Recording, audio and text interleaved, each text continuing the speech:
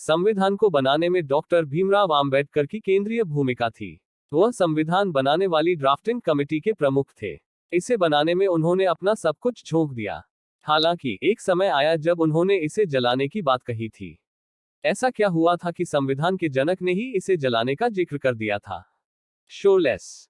Doctor Bhimrao Ambedkar doctor B R. Ambedkar ने देश को संविधान के रूप में बेशकीमती तोहफा दिया। इसने देश को रास्ता दिखाया कि उसे आगे का सफर कैसे तय करना है। इसे बनाने में आम्बेडकर ने पूरी ताकत झोंक दी। न दिन को दिन समझा, न रात को रात। लेकिन यह भी सच है कि जिस संविधान इंडियन कॉन्स्टिट्यूशन को बनाने में उन्होंने सब कुछ न्योछावर कर दिया था, एक समय आया जब वह इसे जलाने की बात करने लगे थे। आम्बेडकर कहने लगे थे कि वह इसे जलाने वाले पहले शख्स होंगे। उन्हें इसकी जरूरत नहीं है। आखिर भारतीय संविधान के जनक ऐसा क्यों करना चाहते थे? वह किस बात से इतना नाराज हो गए थे कि जिस संविधान को बनाया उसी को जलाने की बात करने लगे थे? बात 19 मार्च 1955 की है। राज्यसभा का सत्र चल रहा था। चौथे संशोधन विधेयक पर चर्चा जारी थी। आम्बेडकर सदन की चर्चा में हिस्सा लेने पहुंचे थे। उनसे एक सवाल पूछा गया था। सवाल पूछने वाले थे डॉक्टर अनूप सिंह। यह आम्बेडकर के एक बयान को लेकर था। आम्बेडकर ने इसके पहले कहा था कि उनके दोस्त कहते हैं कि उन्होंने संविधान बनाया, लेकिन वह यह कहने के लिए बिल्कुल तैयार हैं कि वो पहले व्यक्ति होंगे जो इसे जलाएंगे। उन दिनों आम्बेडकर के इस बयान ने खलबली मचा दी थी। लोग सकते में आ गए थे कि आम्बेडकर ने ऐसा क्यों कहा। अनूप सिंह ने राज्यसभा में सवाल किया कि ऐसा उन्होंने क्यों कहा। मेरे मित्र कहते हैं कि मैंने संविधान बनाया है, लेकिन मैं यह कहने के लिए पूरी तरह तैयार हूं कि संविधान को जलाने वाला मैं पहला व्यक्ति होऊंगा। मुझे इसकी जरूरत नहीं है। यह किसी के लिए अच्छा नहीं है। Doctor B R. आम्बेडकर। आम्बेडकर ने दिया था सटीक जवाब। आम्बेडकर ने बड़ी बेबाकी से इसका जवाब दिया था। उन्होंने कहा था कि पिछली बार जल्दबाजी में वो इसका जवाब नहीं दे पाए थे, लेकिन उन्होंने यह सोच समझकर कहा था कि वह संविधान को जला देना चाहते हैं।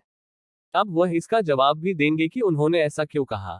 आम्बेडकर ने तब कहा था, हम मंदिर बनाते हैं ताकि भगवान उसमें आए और रहने लगे, लेकिन भगवान के आने से पहले अगर दानव आकर रहने लगे तो मंदिर को नष्ट करने के अलावा क्या रास्ता बचेगा।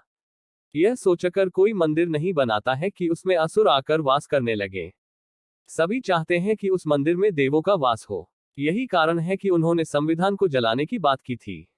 इस पर एक सांसद ने कहा था कि मंदिर को नष्ट करने के बजाय दानव को खत्म करने की बात क्यों नहीं करनी चाहिए। सुरों और असुरों का किया था जिक्र। तब आम्बेडकर ने इसका तीखा जवाब दिया था। उन्होंने कहा था, आप ऐसा नहीं कर सकते हैं। हम में इतनी ताकत ही नहीं है। अगर आप ब्राह्मण और शतपथ ब्राह्मण पढ़ेंगे तो आप पाएंगे कि असुरों ने देवों को हमेशा पराजित किया। उनके पास ही अमृत था जिससे युद्ध में जीवित रहने के लिए देवों को लेकर भागना पड़ा था। आम्बेडकर ने कहा था कि अगर संविधान को आगे लेकर जाना है तो एक बात याद रखनी होगी। उन्हें समझना होगा कि बहुसंख्यक और अल्पसंख्यक दोनों हैं। अल्पसंख्यकों को नजरअंदाज नहीं किया जा सकता है। उस समय के सबसे शिक्षित व्यक्तियों में थे आम्बेडकर। डॉक्टर आम्बेडकर तब संविधान के कई प्रावधानों में संशोधनों से नाराज थे। उन्हें लगने लगा था कि संविधान कितना भी अच्छा क्यों नहीं हो, जब तक इसे सही से लागू नहीं किया जाएगा यह उपयोगी साबित नहीं होगा।